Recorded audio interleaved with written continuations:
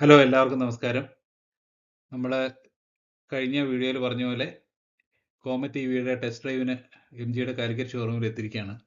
നമ്മൾ ടെസ്റ്റ് ഡ്രൈവിന് പോകുന്നതിന് മുമ്പായി കോമറ്റിൻ്റെ ഹൈലൈറ്റ്സ് എന്തൊക്കെയാണ് എന്ന് കാണാം. ഇപ്പോൾ 2024 മോഡലിൽ വന്ന ഫീച്ചേഴ്സ് ആണ് നമ്മൾ കാണുന്നത്. അത് ഫാസ്റ്റ് ചാർജിങ് ഉണ്ട്, അതായത് 3.5 മണിക്കൂർ കൊണ്ട് 0 to 100 ചാർജ് ആവും. 230 കിലോമീറ്റർ ആണ് ഒരു സിംഗിൾ ചാർജിൽ കമ്പനി പറയുന്ന റേഞ്ച്. വളരെ കോമ്പാക്റ്റ് ആയിട്ടുള്ള ഒരു കാറാണെങ്കിലും ഉള്ളിൽ നല്ല ഇന്റീരിയർ സ്പേസ് ഉള്ള, അതായത് 2100 മില്ലിമീറ്റർ വീൽ ബേസ് ഉള്ള ഒരു വാഹനമാണ്. ഇനി പുതിയതായിട്ട് വന്ന ഒരു ഫീച്ചർ എന്ന് പറയുന്നത് ഹിൽ ഹോൾഡ് കൺട്രോൾ ആണ്. അതുപോലെ ഇലക്ട്രോണിക് സ്റ്റെബിലിറ്റി കൺട്രോൾ വന്നിട്ടുണ്ട്,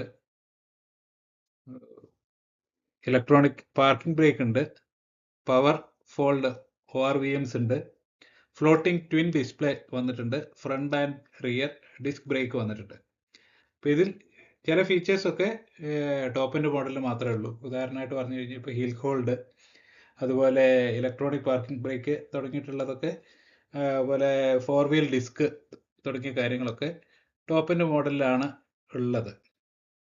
ഇനി അതിൻ്റെ ടെക്നോളജിയെ സംബന്ധിച്ച് പറയുകയാണെങ്കിൽ വളരെ ടെക്നോളജിക്കലി അഡ്വാൻസ്ഡ് ആയിട്ടുള്ള ഒന്നാണ് ഈ കോമറ്റ് EV. എന്താണെന്ന് വെച്ച് കഴിഞ്ഞാൽ EV പ്ലാറ്റ്ഫോമിൽ തന്നെ ഒരു ട്രൂ EV ആയിട്ട് തന്നെ വന്നതാണ്. നമ്മൾ ഇന്ത്യയിൽ നമുക്ക് ഉള്ള മിക്ക EVകളും കൺവെൻഷണൽ ആയിട്ടുള്ള വാഹനങ്ങളിൽ EV ആയി മാറ്റിയതാണ്. അപ്പോൾ പുറമേ നമ്മൾ നോക്കുമ്പോഴും ഇൻറ്റീരിയറിൽ കുറേ കാര്യങ്ങളും ആ ഒരു സാധാരണ നമ്മൾ കണ്ട് പരിചയിച്ച കാര്യങ്ങൾ തന്നെയാണ്. ഇതിപ്പോൾ അങ്ങനെയൊന്നുമല്ല, കംപ്ലീറ്റ്ലി ഡിഫറെൻ്റ് ആയിട്ടുള്ള ഒരു ഡിസൈൻ ടെക്നോളജിയാണ് ഉള്ളത്. അപ്പോൾ അതിൽ 2 ഡിസ്പ്ലേസ് ഉണ്ട്. പിന്നെ വളരെ പ്രധാനപ്പെട്ട ഒരു ഫീച്ചർ എന്ന് പറയുന്നത് ഡിജിറ്റൽ കീ എന്ന് പറയുന്ന ഒരു ഫങ്ഷൻ ഉണ്ട്. അത് നമുക്ക് ഷെയർ ചെയ്ത് കൊടുക്കാൻ പറ്റും. ആരെങ്കിലും ഒരാൾ, ഇപ്പം നമ്മൾ എവിടെയെങ്കിലും ഒരു വണ്ടി വെച്ചിട്ട് പോവുകയാണെങ്കിൽ, ഇപ്പം നമുക്ക് ഒന്നുകിൽ നമ്മൾ ഔട്ട് ഓഫ് സ്റ്റേഷനാണ്, അല്ലെങ്കിൽ പിന്നെ എന്തെങ്കിലും ഒരു അത്യാവശ്യത്തിന് പോയി, അല്ലെങ്കിൽ നമ്മളൊരു എയർപോർട്ടിലോ റെയിൽവേ സ്റ്റേഷനിലോ എവിടെയെങ്കിലും നമുക്ക് അത്യാവശ്യമായിട്ട് പോകണം, നമ്മൾ വണ്ടി എടുത്ത് പോയി അവിടെ നമ്മൾ പോയി കഴിഞ്ഞാൽ നമുക്ക് ആർക്കെങ്കിലും ഒരാൾക്ക് ഈ കീ ഷെയർ ചെയ്ത് കൊടുക്കുക, അവർക്ക് വണ്ടി എടുത്ത് സുരക്ഷിതമായിട്ട് വീട്ടിലോ മറ്റെവിടെയാണെന്ന് വെച്ച് കഴിഞ്ഞാൽ കൊണ്ടുപോകാൻ കഴിയും എന്നുള്ള ഒരു ഫീച്ചറാണ് ഈ ഡിജിറ്റൽ കീ ഷെയറിംഗ് ഫംഗ്ഷൻ എന്ന് പറയുന്നത്. അത് ഈ ഇത്ര ചെറിയ കാറിൽ ഈ ഒരു ഫംഗ്ഷൻ MG പ്രൊവൈഡ് ചെയ്യുന്നുണ്ട്. പിന്നെ വോയിസ് കമാൻഡ്സ് ഉണ്ട്, iSmart കണക്റ്റഡ് ആണ്, wireless Android auto apple CarPlay ഉണ്ട്, ഫൈൻഡ് മൈ കാർ ഫീച്ചർ ഉണ്ട്. ഇതൊക്കെ സാധാരണഗതിയിൽ പ്രീമിയം കാറുകളിൽ അല്ലെങ്കിൽ വില കൂടിയ കാറുകളിൽ മാത്രം കാണുന്ന ഫീച്ചേഴ്സാണ്. അതൊക്കെ ഈ ഒരു ചെറിയ കാറിൽ കൊടുത്തിട്ടുണ്ട്. ഇനി അതിൻ്റെ സേഫ്റ്റി ഫീച്ചേഴ്സ് നമ്മൾ നോക്കിക്കഴിഞ്ഞാൽ ഡ്യുവൽ എയർ ബാഗ്സ് ഉണ്ട്, ഫ്രണ്ട് എയർ ബാഗ്സ് ഉണ്ട്, ABS EBD ഉണ്ട്, ESC ഉണ്ട്, front and rear 3 point seat belt ഉണ്ട്, സീറ്റ് ബെൽറ്റ് വാണിംഗും ഉണ്ട്. ഫ്രണ്ടിലും റിയറിലും സീറ്റ് ബെൽറ്റ് ഇട്ടില്ല എന്നുണ്ടെങ്കിൽ അതിൻ്റെ വാണിംഗ് അടിച്ചുകൊണ്ടിരിക്കും. Hill hold control, electronic parking brake, tyre pressure monitoring, reverse parking, camera and sensors എല്ലാ മോഡലിലും ഉണ്ട്, എല്ലാ വേരിയൻറ്റിലും ഉണ്ട്. ക്യാമറ ടോപ്പ് എൻഡിലാണ് ഉള്ളത്. ഇനി കളേഴ്സ് നമ്മൾ നോക്കിക്കഴിഞ്ഞാൽ അട്രാക്റ്റീവ് ആയിട്ടുള്ള കളേഴ്സ് ആണ്. ഇതൊക്കെയാണ് കളേഴ്സ്. അപ്പോൾ അതിൽ സിൽവർ, വൈറ്റ്, ഗ്രീൻ, ഇത് എല്ലാം ഡ്യുവൽ ടോണിൽ ലഭ്യമാണ്. വളരെ നല്ല കളേഴ്സാണ്. ഇനി ഈ കളേഴ്സിന് അഡീഷണൽ ആയിട്ട് കുറേ കസ്റ്റമൈസേഷൻ ഉണ്ടെന്നാണ് MG പറയുന്നത്. അതിൽ പലതരത്തിലുള്ള സ്റ്റിക്കർ, അതേപോലെ ഇൻറ്റീരിയേഴ്സ്, പിന്നെ ഫ്ലോർ മാറ്റുകൾ, ഇങ്ങനെയുള്ളതൊക്കെ കസ്റ്റമൈസ് ചെയ്ത് കൊടുക്കുന്നുണ്ട്. അങ്ങനത്തെ ഒരു പാക്കേജ് ഉണ്ട്. അതിന് അഡീഷണൽ ആയിട്ട് ഇപ്പോൾ ഒരു 100 ഇയർ എഡിഷൻ എന്ന് പറഞ്ഞിട്ടുള്ള ഒരു സ്പെഷ്യൽ എഡിഷനും ഇപ്പോൾ ഈ വർഷം MGയുടെ 100ാമത്തെ വർഷമാണ്. അപ്പോൾ അതിൽ ആ തരത്തിലുള്ള ഒരു എഡിഷനും കോമറ്റിൽ ഉണ്ട്. ഇനി അതിൻ്റെ ഒരു പ്രൈസ് റേഞ്ച് നമ്മൾ നോക്കിക്കഴിഞ്ഞാൽ ഇതാണ് അതിൻ്റെ ഒരു പ്രൈസ് റേഞ്ച്. 6.99 തൊട്ട് 9.53 വരെയാണ് അതിൻ്റെ ഒരു എക്സ്ഷോറൂം പ്രൈസാണ് ഓരോ മോഡൽസിൻ്റെ. അപ്പോൾ അതിൽ ബേസ് വേരിയൻ്റ് ഒഴിച്ച് ബാക്കി ഉള്ള അതിൽ എല്ലാം ഫാസ്റ്റ് ചാർജിങ്ങും അല്ലാത്ത മോഡലും 2 മോഡും ഉണ്ട്. ഇപ്പം ഇതിൽ പറയാനുള്ള ഒരു പ്രധാന കാര്യം എന്ന് പറയുന്നത് എം ജി ഇപ്പം വിൻസറിൻ്റെ കാര്യത്തിൽ അവതരിപ്പിച്ചിരിക്കുന്ന ആ ഒരു ബാസ് സ്കീം ഇതിലുണ്ട്. ബാറ്ററി ആസ് എ സർവീസ് എന്നുള്ള ബാറ്ററിയുടെ പ്രൈസ് കുറച്ചുകൊണ്ട് നമുക്ക് കോമറ്റ് വാങ്ങാനുള്ള ഒരു പ്രൊവിഷൻ എം ജി തരുന്നുണ്ട്. അപ്പോൾ അതിൽ ബേസ് വേരിയൻറ്റിൻ്റെ പ്രൈസ് എന്ന് പറയുന്നത് 4.99 എന്നുള്ളതാണ്. അതായത് ഒരു 5 ലക്ഷത്തിൽ താഴെ നമുക്കൊരു പുതുപുത്തൻ സ്വന്തമാക്കാൻ കഴിയും എന്നാണ് എം ജി പറയുന്നത്. അപ്പോൾ അതിന് നമ്മൾ പ്രാഥമികമായിട്ട് മുടക്കേണ്ട പൈസ എന്ന് പറയുന്നത് 4.99 ആണ്. അപ്പോൾ അതേ കറസ്പോണ്ടിങ് ആയിട്ട് ടോപ്പ് എൻഡ് വരെയുള്ള മോഡലുകളിൽ ആ വിലക്കുറവുണ്ടാവും. ബാറ്ററിയുടെ പൈസ നമ്മൾ EMI ആയി കൊടുത്താൽ മതി. അത് ഇൻട്രസ്റ്റ് ഇല്ലാത്ത തവണകളായിട്ടാണ് അടയ്ക്കേണ്ടത്. എത്ര തവണയായിട്ട് അടയ്ക്കാമെന്ന് പറഞ്ഞിട്ടില്ല. ഇപ്പോൾ സാധാരണ ഏത് വാഹനത്തിലാണെങ്കിലും കമ്പനി വാഹനം തരും, പക്ഷേ ഫ്യൂവല് തരാറില്ല. ഇപ്പോൾ നമ്മളൊരു EVയെ സംബന്ധിച്ച് പറയുമ്പോൾ ആ EVയുടെ ഫ്യൂവൽ എന്ന് പറയുന്ന അതിൻ്റെ ബാറ്ററി പാക്കും ചാർജിങ് കോസ്റ്റും കൂടി രണ്ടും കൂടി ചേർന്ന് വരുമ്പോഴാണ്. അപ്പോൾ അതിൽ ബാറ്ററി പാക്കാണ് മേജർ ഷെയർ. ഈ ബാറ്ററി പാക്കിൻ്റെ പൈസയാണ് ഈ മൊത്തം നമുക്ക് വണ്ടി വാങ്ങാനുള്ള പൈസയിൽ നിന്ന് കുറച്ച് തരുന്നത്. അത് സാധാരണ നമ്മൾ ഫ്യൂവൽ അടിക്കുമ്പോൾ പൈസ കൊടുക്കുന്നത് പോലെ നമ്മൾ ഓരോ തവണ ചാർജ് ചെയ്യുമ്പോൾ പൈസ കൊടുക്കേണ്ട, മന്ത്ലി നമ്മൾ ഒരു EMI ആയിട്ട് അടിച്ചാൽ മതി. അതിന് ഇൻട്രസ്റ്റ് ഇല്ല. ഒപ്പം തന്നെ വേറൊരു കാര്യം കൂടി എം ജി പറയുന്നുണ്ട്. ഈ ഒരു സ്കീമിൽ ഈ ഒരു വർഷം വണ്ടി എടുത്ത് ഫസ്റ്റ് ഇയറിൽ പബ്ലിക് ചാർജിങ് എക്സ്ക്ലൂസീവ്ലി ഫ്രീ ആണ്. അതായത് ഒരു വർഷം നമുക്ക് ഒരു പൈസയും ചിലവില്ലാതെ നമുക്ക് ഈ വണ്ടി ഉപയോഗിക്കാൻ കഴിയും എന്നുള്ളത് വളരെ അട്രാക്റ്റീവ് ആയിട്ടുള്ളൊരു ഓഫറാണ്. അപ്പോൾ 1-2 കണ്ടീഷൻ ഞാൻ പറഞ്ഞിട്ടുണ്ട്. ഒന്ന്, പിന്നെ ഈ വണ്ടിക്ക് ഈ ബാസ് സ്കീമിൽ ആണ് നമ്മൾ വണ്ടി വാങ്ങുന്നതെങ്കിൽ ബാറ്ററിക്ക് ലൈഫ് ടൈം വാറണ്ടി ഉണ്ടാവും. പക്ഷേ അത് ഫസ്റ്റ് ഓണർ തന്നെ ആയിരിക്കണം. ഓണർഷിപ്പ് മാറ്റിക്കഴിഞ്ഞാൽ സാധാരണ മറ്റ് വണ്ടികൾക്ക് കൊടുക്കുന്ന മാതിരി 8 വർഷം അല്ലെങ്കിൽ 1,20,000 കിലോമീറ്റർ ആയിരിക്കും ബാറ്ററിക്ക് വാറണ്ടി ഉണ്ടാവുക. ഇനി ഇതിൻ്റെ റേഞ്ച് നോക്കിക്കഴിഞ്ഞാൽ ഇപ്പോൾ കമ്പനി പറയുന്ന റേഞ്ച് 230 കിലോമീറ്റർ ആണ്. അപ്പോൾ അതിൽ കൂടുതൽ കിട്ടിയ ആൾക്കാരും ഉണ്ട് എന്ന് പറയുന്നു. സാധാരണഗതിയിൽ ഒരു 180 വരെ റേഞ്ച് കിട്ടും എന്നൊക്കെയാണ് പറയുന്നത്. അപ്പോൾ നമ്മൾ ടെസ്റ്റ് ഡ്രൈവിന് പോവാൻ വേണ്ടി കയറിയ വണ്ടിയിൽ കണ്ട ഒരു റേഞ്ചാണ്. 100% ചാർജ് ഉണ്ടായിരുന്നു. ഇപ്പോൾ 18,902 കിലോമീറ്റർ ആണ് അതിൽ ഓഡോമീറ്ററിൽ കാണിച്ചിരുന്നത്. 200 കിലോമീറ്റർ ഓടും എന്നാണ് കാണുന്നത്. അത് ഇവിടെ അത്ര വ്യക്തമായിട്ടില്ല. അപ്പോൾ നമ്മൾ ടെസ്റ്റ് ഡ്രൈവ് കഴിഞ്ഞ് വന്നിട്ട് ഉള്ളതാണ് കാണുന്നത്. അപ്പോൾ 89% ചാർജാണ് ബാക്കിയുള്ളത്. 178 കിലോമീറ്റർ ഓടും.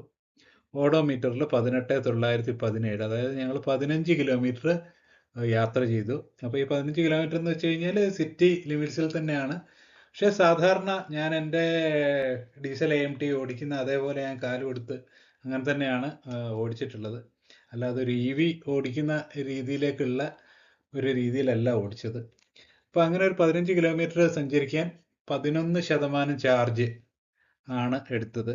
അപ്പോൾ അതൊരു ഫസ്റ്റ് ടൈം ഒരു EV ഓടിച്ചപ്പോൾ കിട്ടിയ ഒരു റേഞ്ചാണ്. അപ്പോൾ 240 വരെ കിട്ടിയ റേഞ്ച് കിട്ടിയിട്ടുണ്ടെന്നാണ് നമ്മളുടെ കൂടെ ഉണ്ടായിരുന്ന സർവീസ് കൺസൾട്ടൻ്റ് പറഞ്ഞത്. അപ്പോൾ പൊതുവേ എല്ലാവർക്കും ഒരു 180ക്ക് മുകളിൽ കിട്ടുന്നുണ്ട് എന്നുള്ള ഒരു വിവരം ഷെയർ ചെയ്യുകയുണ്ടായി.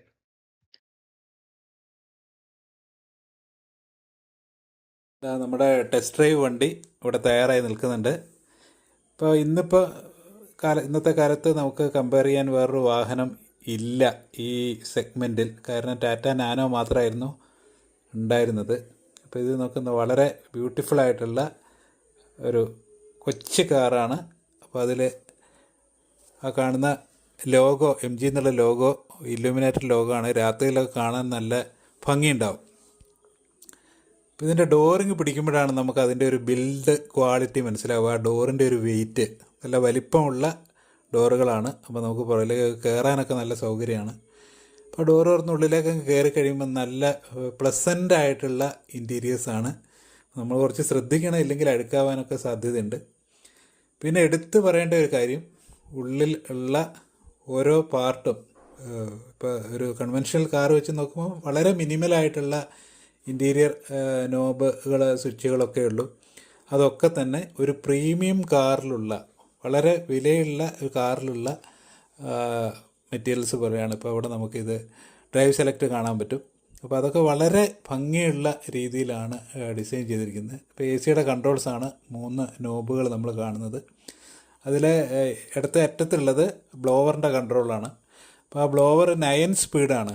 അത് സാധാരണ വളരെ ഹൈ എൻഡ് വണ്ടികളിൽ പോലും ഒരു 7 കാണാറുള്ളൂ. ഇപ്പോൾ ആ ഡിസ്പ്ലേയിൽ നമുക്ക് ബാറ്ററിയുടെ ചാർജ് കാണാൻ പറ്റും. 100% ചാർജിലാണ് ഇപ്പോൾ ബാറ്ററി ഉള്ളത്. അപ്പോൾ ഈ 100%ൽ 200 കിലോമീറ്റർ ഓടും എന്ന് കാണിക്കുന്നുണ്ട്. അപ്പോൾ നേരത്തെ ഞാനത് കാണിച്ചിട്ടുണ്ടായിരുന്നു. നമ്മൾ വണ്ടി എടുക്കുമ്പോഴുള്ള ഒരു പെർസെൻറ്റേജ് 100% ചാർജിലായിരുന്നു ഉണ്ടായിരുന്നത്. 200 കിലോമീറ്റർ ഓടും എന്നാണ് ഡിസ്പ്ലേ ചെയ്തത്. അപ്പോൾ ഇനി നമ്മൾ ടെസ്റ്റ് ഡ്രൈവിലേക്ക് പോവുകയാണ്. അതിൻ്റെ സ്റ്റിയറിംഗ് ഒക്കെ നല്ല കോമ്പാക്റ്റ് ആയിട്ടുള്ള നല്ല ലെതർ റാപ്ഡായിട്ടുള്ള സ്റ്റിയറിംഗ് ആണ്. അപ്പോൾ അത് ഇതിൽ പറയാനുള്ള ഒരു പ്രത്യേക കാര്യം, എടുത്തു പറയാനുള്ള ഒരു കാര്യം എന്ന് പറയുന്നത് അതിൻ്റെ ഒരു ഈസ് ഓഫ് ഹാൻഡ്ലിംഗ് ആണ്. ഇപ്പോൾ സാധാരണ ഓട്ടോമാറ്റിക് ഇപ്പോൾ ഞാൻ ഉപയോഗിക്കുന്ന കാറ് ഒരു AMT ആണ്. അപ്പോൾ നമുക്ക് ക്ലച്ച് വേണ്ട എന്നുള്ള ഒരു അഡ്വാൻറ്റേജാണ് ശരിക്കും AMT കാറുകളിൽ പ്രധാനമായിട്ടും ഉള്ള ഒരു കാര്യം. അപ്പോൾ ഇത് ക്ലച്ച് ഇല്ല എന്നുള്ളത് മാത്രമല്ല, വളരെ ഹാൻഡി ആയിട്ട് ഇപ്പോൾ നമ്മൾ ആ വണ്ടി എടുത്ത് തുടങ്ങുമ്പോൾ തന്നെ നമുക്ക് ഫീൽ ചെയ്യുന്നൊരു കാര്യം അതാണ്. ഇപ്പോൾ ഇതിൻ്റെ ടോപ്പ് ആൻഡ് വേരിയൻറ്റിൽ പറയുന്ന ഒരു കാര്യം, നമ്മൾ കയറി ഇരുന്ന് കീലെസ് എൻട്രിയാണ്, നേരിട്ട് വന്ന് കയറി ഇരുന്ന് ബ്രേക്ക് ചവിട്ടി കഴിഞ്ഞാൽ വണ്ടി സ്റ്റാർട്ടാവും, എടുത്തു പോയാൽ മതി. തിരിച്ച് അതേപോലെ നമ്മൾ ഇറങ്ങിക്കഴിഞ്ഞാൽ വണ്ടി ഓഫാവും. അപ്പം അത്രയും ഈസായിട്ടുള്ള ഒരു മോഡ് ഓഫ് ഡ്രൈവിംഗ് പ്രൊവൈഡ് ചെയ്യുന്ന ഒരു വാഹനമാണ്. അതുകൊണ്ട് തന്നെ പുതിയതായിട്ട് ഡ്രൈവിംഗ് പഠിച്ച ആളുകൾക്കും ഏത് പ്രായത്തിലുള്ള ആളുകൾക്കും അനായാസം കൊണ്ടു നടക്കാൻ പറ്റുമെന്നുള്ളതാണ്. അപ്പോൾ നമ്മൾ റോഡിലേക്ക് ഇറങ്ങിക്കഴിഞ്ഞു. അപ്പോൾ ഇനി നമുക്ക് നോക്കാം. തിരക്കുള്ള കോഴിക്കോട് നഗരത്തിലൂടെ നമ്മളിങ്ങനെ പോവുകയാണ്. അപ്പോൾ അതിൽ നമുക്ക് വളരെ സുഖകരമായി മുന്നോട്ട് പോകാൻ കഴിയുന്നുണ്ട്. മാത്രമല്ല റോഡിൽ കുറച്ച് കുഴികളൊക്കെ ഉണ്ട്. അപ്പോൾ അതുകൊണ്ട് തന്നെ സസ്പെൻഷൻ്റെ ക്വാളിറ്റി കൃത്യമായിട്ട് മനസ്സിലാക്കാൻ പറ്റുന്നുണ്ട്. അതേപോലെ ബ്രേക്ക് ഇപ്പോൾ ഉള്ള ടോപ്പ് ആൻഡ് വേരിയൻറ്റിൽ 4 വീൽ ഡിസ്ക്കാണ്. ഇപ്പം ഞാൻ ഓടിച്ചുകൊണ്ടിരിക്കുന്ന വാഹനത്തിൽ ഫ്രണ്ട് 2 വീലാണ് ഡിസ്ക് ഉള്ളത്. ബ്രേക്കൊക്കെ വളരെ നല്ല എഫക്റ്റീവായിട്ടുള്ള ബ്രേക്കിംഗ് ആണ്. ഉള്ളിലേക്ക് അതിൻ്റെ ഒരു ഇമ്പാക്റ്റോ പ്രശ്നങ്ങളോ ഒന്നും അറിയുന്നില്ല. സസ്പെൻഷനൊക്കെ നല്ല സസ്പെൻഷനാണ്. അതുകൊണ്ട് നമുക്ക് കാര്യമായ കുലുക്കോ അങ്ങനെയുള്ള പ്രശ്നങ്ങളൊന്നും ഉള്ളിലേക്ക് അറിയുന്നില്ല. അപ്പോൾ ഇതൊരു സിറ്റി കാർ എന്നുള്ള രീതിയിലാണ് അവതരിപ്പിക്കപ്പെട്ടത്. ഞാൻ കണ്ട റിവ്യൂസിലൊക്കെ, ഇത് ഇറങ്ങിയ സമയത്തുള്ള റിവ്യൂകളിലൊക്കെ എല്ലാവരും പറയുന്നത് ഇതൊരു സിറ്റി കാറാണ്. അപ്പോൾ എനിക്ക് തോന്നുന്നു സിറ്റി എന്നുള്ളതിനേക്കാളും ഏത് ടെറൈനിലും കൊണ്ട് നടക്കാൻ പറ്റുന്ന ഒരു കാറാണ്. പ്രത്യേകിച്ച് ഉൾഗ്രാമങ്ങളിലൊക്കെ പ്രത്യേകിച്ച് പെട്രോൾ പമ്പുകളൊന്നും അടുത്ത് ഇല്ലാത്ത ആളുകൾക്ക്, പ്രായമായ ആളുകൾക്കൊക്കെ വളരെ അധികം കൺവീനിയൻ്റ് ആയിരിക്കും ഈ കാറെന്നാണ് എനിക്ക് തോന്നുന്നത്. ഇപ്പോൾ എൻ്റെ 2 ബന്ധുക്കളുണ്ട്, നല്ല പ്രായമുള്ള ആൾക്കാരാണ്. അപ്പോൾ അവർ പെട്രോൾ അടിക്കാൻ തന്നെ ഒരു 20 കിലോമീറ്റർ പോകണം. പമ്പ് അത്രയും ദൂരെയാണ്. അപ്പോൾ അവർക്ക് സാധാരണഗതിയിൽ അത്രയൊന്നും ദൂരം ട്രാവൽ ചെയ്യാനില്ല. അപ്പോൾ അങ്ങനെയുള്ള ആളുകളെ സംബന്ധിച്ച് അവർക്ക് വീട്ടിൽ നിന്ന് തന്നെ ചാർജ് ചെയ്ത് ഈ വാഹനം ഉപയോഗിക്കാൻ കഴിയും എന്നുള്ളതാണ്. ഒരു പമ്പ് തേടി പോകേണ്ട ഒരാവശ്യമില്ല. അപ്പോൾ ഇപ്പോൾ ഫാസ്റ്റ് ചാർജിങ് കൂടി വന്നതോടുകൂടി 3.5 മണിക്കൂർ കൊണ്ട് നമുക്ക് ഈ വാഹനം ചാർജ് ചെയ്ത് ഫുൾ ചാർജ് ചെയ്യാൻ പറ്റും. അപ്പോൾ ഫുൾ ചാർജ് ചെയ്ത് കഴിഞ്ഞാൽ 200 കിലോമീറ്റർ ഓടും എന്നുള്ളതാണ് പറയുന്നത്. അപ്പോൾ നമ്മളിപ്പോൾ ടെസ്റ്റ് ഡ്രൈവ് ചെയ്തുകൊണ്ടിരിക്കുകയാണ്. നമ്മുടെ കൂടെ കമ്പനിയുടെ റെപ്രസെൻറ്റേറ്റീവ് ഉണ്ട്. അപ്പോൾ അവർ പറഞ്ഞത് ഇവിടെ നിന്ന് വാഹനം എടുത്തിട്ടുള്ളതിൽ 240 വരെ റേഞ്ച് കിട്ടിയ ആളുകളുണ്ടെന്നാണ്. അപ്പോൾ പൊതുവേ ഞാൻ ചോദിച്ചൊരു മിനിമം റേഞ്ച് എത്രയാണെന്ന് ചോദിച്ചപ്പോൾ ഒരു 170 to 190 കിട്ടുന്ന ധാരാളം ആൾക്കാരുണ്ട് എന്നുള്ളതാണ് മനസ്സിലാക്കിയത്. അപ്പോൾ നമ്മുടെ കേരളത്തിൽ തന്നെ വളരെ പ്രമുഖരായ 2 യൂട്യൂബേഴ്സ് ഈ MG കോമറ്റ് ഉപയോഗിക്കുന്നുണ്ട്. അവരൊക്കെ നല്ല റേഞ്ച് കിട്ടുന്നുണ്ട്. അപ്പോൾ ആ റേഞ്ചിനേക്കാളിലും കൂടുതലായിട്ട് പറയുന്നത് ഇതിൻ്റെ ഒരു കൺവീനിയൻസ് ആൻഡ് കംഫർട്ടാണ്. അപ്പോൾ നല്ല AC ആണ്. അപ്പോൾ അതുകൊണ്ട് തന്നെ സുഖകരമായിട്ട് നമുക്ക് യാത്ര ചെയ്യാൻ പറ്റും. അപ്പോൾ അതിൽ ഒരു കാര്യം കൂടി നമ്മുടെ എക്സിക്യൂട്ടീവ് പറയുകയുണ്ടായി.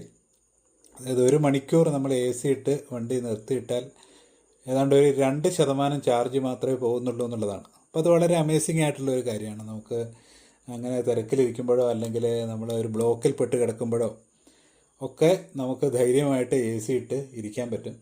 ഈ സാധാരണ പെട്രോൾ ഡീസൽ വാഹനങ്ങളെ പോലെ ഫ്രണ്ടിൽ നിന്ന് ചൂടൊന്നും അടിക്കാനില്ലാത്തതുകൊണ്ട് മാക്സിമം എ സിയുടെ ഒരു ഇഫക്റ്റീവ്നെസ് നമുക്ക് കിട്ടും.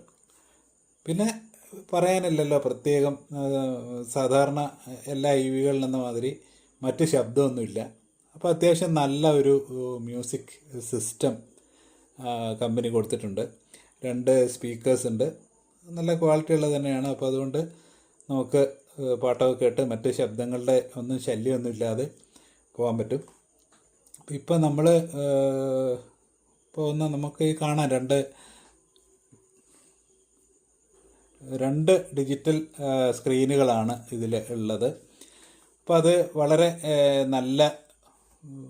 നല്ല രീതിയിൽ നമുക്ക് വിഷൻ തരുന്നതാണ്. ഇപ്പോൾ നമ്മൾ സാധാരണ ഇപ്പോൾ സ്മാർട്ട് ഫോണൊക്കെ ആൾക്കാർ എല്ലാവരും തന്നെ ഏതാണ്ട് സ്മാർട്ട് ഫോണിലേക്കൊക്കെ മാറിയ ഒരു കാലമാണ്. ഇപ്പോൾ പണ്ടൊക്കെയാണ് നമ്മൾ ഇതല്ലാത്ത ഫോണുകൾ ഉപയോഗിച്ചിരുന്നത്. അപ്പോൾ ഒരു ഇ വി എന്ന് പറയുമ്പോൾ പലരും പറഞ്ഞത് ഇതിനകത്ത് നമ്മൾ സാധാരണ കണ്ടു പരിചയം മാതിരിയുള്ള ബട്ടൺസ് ഒന്നുമില്ല, എല്ലാം സ്ക്രീനിലാണ്. ഇനിയിപ്പോൾ വരാൻ പോകുന്ന ഇപ്പോൾ പുതിയതായിട്ട് ഇറങ്ങിയിട്ടുള്ള വിൻസറിലാണെങ്കിൽ വളരെ വലിയൊരു സ്ക്രീനാണ്, ഏതാണ്ട് ഒരു ലാപ്ടോപ്പിൻ്റെ വലിപ്പമുണ്ട്. അപ്പോൾ അതിലാണ് എല്ലാ കാര്യങ്ങളും, മിറർ അഡ്ജസ്റ്റ്മെൻറ്റ് പോലെയുള്ള കാര്യങ്ങൾ അടക്കമുള്ളതെല്ലാം ഈ സ്ക്രീനിൽ തന്നെയാണെന്നാണ് പറയുന്നത്. അപ്പോൾ എന്താണെന്ന് വെച്ച് കഴിഞ്ഞാൽ അത് നമ്മളൊരു കൺവെൻഷണൽ കാറിൻ്റെ രീതിയിൽ നിന്ന് ചിന്തിക്കുന്നതുകൊണ്ടാണ് നമുക്ക് ഈ ബട്ടൺ എല്ലാം വേണം എന്ന് ഉള്ള ഒരു തോന്നൽ ഉണ്ടാകുന്നത്. അപ്പോൾ ഇതിൽ തന്നെ ഇതിൻ്റെ മോഡുകൾ 3 മോഡുകളാണുള്ളത്. അപ്പോൾ അതിൽ ഇക്കോ മോഡുണ്ട്, നോർമലുണ്ട്, സ്പോർട്ടുണ്ട്.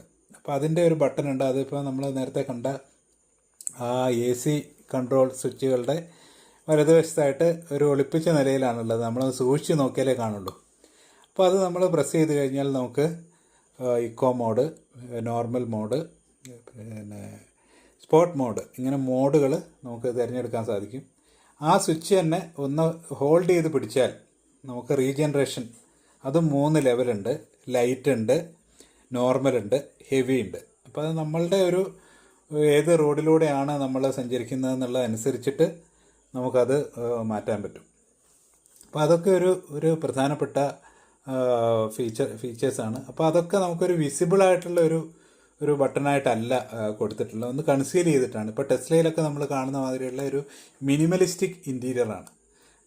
അപ്പോൾ അതുകൊണ്ട് തന്നെ ഒരു ട്രൂ ഇ വി എന്ന് പറയുന്നതിൻ്റെ ഒരു ഡിസൈൻ ഫിലോസഫി അതാണ്. അപ്പോൾ നമ്മൾ സാധാരണ സ്ഥിരം കാണുന്ന വാഹനങ്ങളിലുള്ള മാതിരി ഒരുപാട് ബട്ടൺ എന്നുള്ളതല്ല. അപ്പോൾ പിന്നെ പറഞ്ഞു കേട്ട ഒരു പ്രധാന പോരായ്മ അല്ലെങ്കിൽ ഒരു പ്രശ്നം എന്നുള്ളത് 2 ഡോറേ ഉള്ളൂ എന്നുള്ളതാണ്.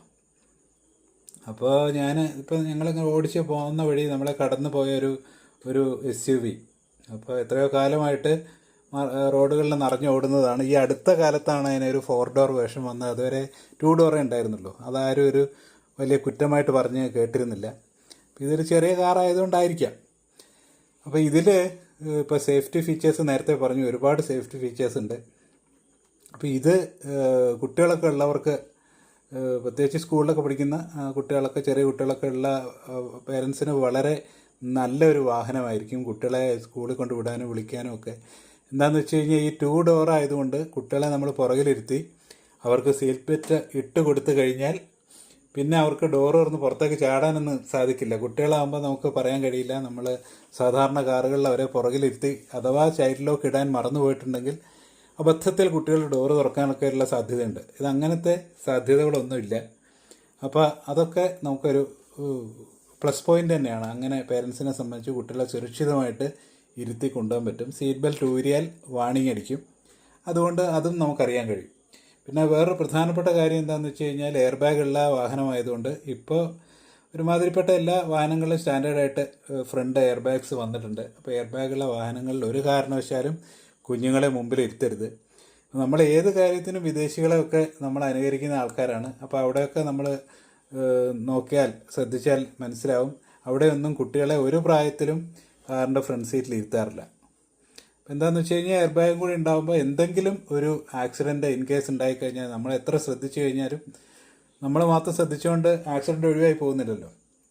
അപ്പോൾ അതുകൊണ്ട് ഒരു ഇമ്പാക്റ്റ് ഉണ്ടായിക്കഴിഞ്ഞാൽ ആ ഒരു എയർ ബാഗിൻ്റെ ഇമ്പാക്റ്റ് കൊണ്ട് തന്നെ കുഞ്ഞുങ്ങൾക്ക് ജീവഹാനി സംഭവിക്കാനുള്ള സാധ്യതയുണ്ട്. അപ്പോൾ അതുകൊണ്ട് ഒരു കാരണവശാലും കുഞ്ഞുങ്ങളെ ഫ്രണ്ട് സീറ്റിൽ എയർ ബാഗ് ഉണ്ടെങ്കിലും ഇല്ലെങ്കിലും ഇരുത്താൻ പാടില്ല എന്നുള്ള ഒരു കാര്യം കൂടി പറയാൻ ഈ ഒരു സമയം ഉപയോഗിക്കുകയാണ്. അപ്പോൾ അങ്ങനെ വളരെ ഒരു റൂമി ആയിട്ടുള്ള ഒരു ഇൻറ്റീരിയറാണ്. കാരണം ഒരു നേരത്തെ ഞാൻ പറഞ്ഞല്ലോ നല്ലൊരു പ്ലസൻ്റ് ആണ്. അപ്പോൾ അതുകൊണ്ട് തന്നെ നമുക്ക് നല്ലൊരു പോസിറ്റീവ് വൈബ് നമുക്ക് ഈ യാത്ര ചെയ്യുമ്പോൾ ഉണ്ടാവും, ഓടിക്കുമ്പോഴും യാത്ര ചെയ്യുമ്പോഴും.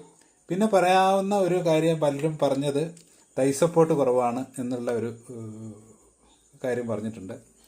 അപ്പോൾ ഏതാണ്ട് എനിക്ക് തോന്നുന്നു എൻ്റെ അടുത്തൊരു നാനോ, ഒന്നല്ല 2-3 നാനോ പല വേരിയൻസ് ഉണ്ടായിരുന്നു. അപ്പോൾ അതിൻ്റെ ഒരു സീറ്റ് പോലെയുള്ള ഒരു സീറ്റ്, അതിൽ ഞാൻ ഒരുപാട് ലോങ് ഡ്രൈവ് പോയിട്ടുണ്ട്. അങ്ങനെ ഒരു ബുദ്ധിമുട്ടൊന്നും എനിക്ക് തോന്നിയിട്ടില്ല. ഇനിയിപ്പോൾ അഥവാ അങ്ങനെ ഉണ്ടെങ്കിൽ തന്നെ നമുക്കൊരു സീറ്റ് കവറൊക്കെ, കുറച്ച് തൈ സപ്പോർട്ടുള്ള സീറ്റ് കവറൊക്കെ ഇട്ടിട്ട് അത് ചെയ്യാൻ പറ്റുമായിരിക്കും. പിന്നെ ഒരു കുറവുള്ളത് ഒരു സ്റ്റെപ്പിനി ഇല്ല എന്നുള്ളതാണ്, ഒരു സ്പെയർ വീൽ ഇല്ല എന്നുള്ളത്. അതിപ്പം വലിയ വാഹനങ്ങളിൽ പോലും കാണാൻ സാധിക്കാത്തൊരു കാര്യമാണ്. അപ്പോൾ എന്തായാലും എനിക്ക് വളരെയധികം ഇഷ്ടപ്പെട്ടു. ഇത് എല്ലാ വിഭാഗം ആളുകൾക്കും ഉപയോഗിക്കാൻ പറ്റുന്ന അത്ര ഈസിയുള്ള നല്ല എഫിഷ്യൻ്റ് ആയിട്ടുള്ളൊരു വാഹനമാണ്. നിങ്ങൾ അടുത്തുള്ള MG ഷോറൂമിൽ പോവുക, ടെസ്റ്റ് ഡ്രൈവ് ചെയ്ത് നോക്കുക, നിങ്ങൾക്ക് ഇഷ്ടപ്പെടും എന്നാണ് എനിക്ക് തോന്നുന്നത്. ഇപ്പോൾ എന്തായാലും അവനവൻ്റെ ആവശ്യം അനുസരിച്ചിട്ട് വേണമല്ലോ നമ്മൾ ഒരു വാഹനം വാങ്ങാനല്ല, മറ്റുള്ള ആൾക്കാരുടെ ഉപദേശം അനുസരിച്ചിട്ടില്ല. അപ്പോൾ തീർച്ചയായും പോവുക, ടെസ്റ്റ് ഡ്രൈവ് എടുക്കുക, ഇപ്പോൾ ഉള്ള ഈ ഓഫർ കരസ്ഥമാക്കുക. നമ്മളുടെ ടെസ്റ്റ് ഡ്രൈവ് ഏകദേശം തീരാനായി. അപ്പോൾ എനിക്ക് തോന്നുന്നു ഒരു 1 പെഡൽ ഡ്രൈവിങ് നമ്മൾ ശീലമാക്കിയാൽ, അതായത് നമ്മൾ സഡൻ ബ്രേക്കിംഗ് ഒക്കെ ഒഴിവാക്കി തടസ്സങ്ങൾ വരുമ്പോൾ സ്പീഡ് കുറയ്ക്കേണ്ടപ്പോൾ അഡ്വാൻസ് ആയിട്ട് ആക്സിലേറ്ററൊക്കെ റിട്ടേൺ ചെയ്ത് അങ്ങനെ ഓടിച്ച് ശീലിക്കുകയാണെങ്കിൽ മാക്സിമം റേഞ്ച് നമുക്ക് കിട്ടും.